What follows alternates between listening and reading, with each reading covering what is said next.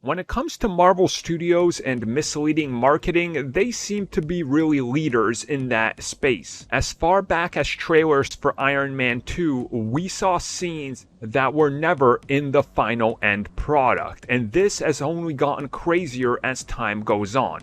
Recently, Loki, if we look back at all the trailers and spots, there is so many scenes that didn't end up making it into the series that you start to wonder what was happening. So I'm gonna toss out my own theory out there. All of these scenes are part of the multiverse.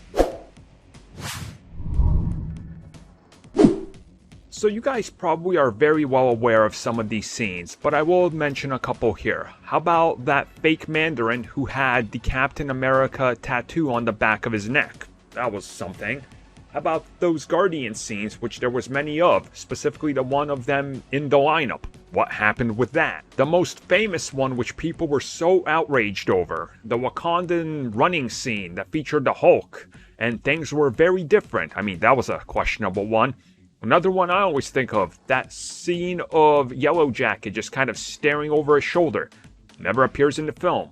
Or how about the Vulture in the TVA building? What was up with that? I'm just gonna give out a stupid theory. They're gonna backpedal these and say all of these happened. All of these scenes happened. They just happened in the multiverse. They're different versions of scenes, and this has been a plan all along, and this is all a result of the multiverse branching out, folding back on itself, and you can think of all that happening somewhere elsewhere in the multiverse.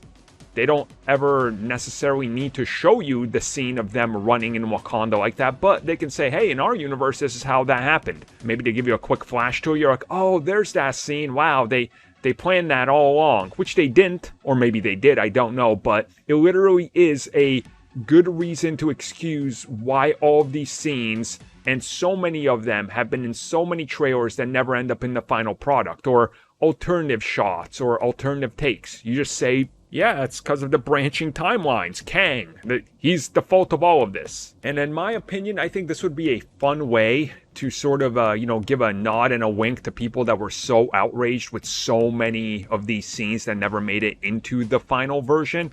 And at the same time, if you really think about it, they can have a lot of fun with this. Like, they can take old scenes when we take a look at the multiverse and just like splash these scenes elsewhere. Maybe the Watcher is looking over them as he watches over everything, and you see the scene of them running in Wakanda. Or you see that scene of Scarlet Witch collapsing and screaming into the sky during Age of Ultron that we never saw, that take of it. And you have fun with this. You really just try to express how different the multiverse is, how vast it can be, and you already got a ton of clips that fit this. Like, for example, all those clips of Spider-Man where they didn't CG the Iron Spider suit on him in the trailers. You just go, well, those events happened, but he didn't have the Iron Spider. Imagine how different that could have been. How different that battle would be. There's so many possibilities here that I think they could honestly utilize this for a point in the story where you just recycle all these old clips and you explain it and people go, oh, look, that was smart planning. They really backpedaled into that one, and I don't think most people would mind it. It'd be a fun way to say everything is canon, which is exactly what they're doing now.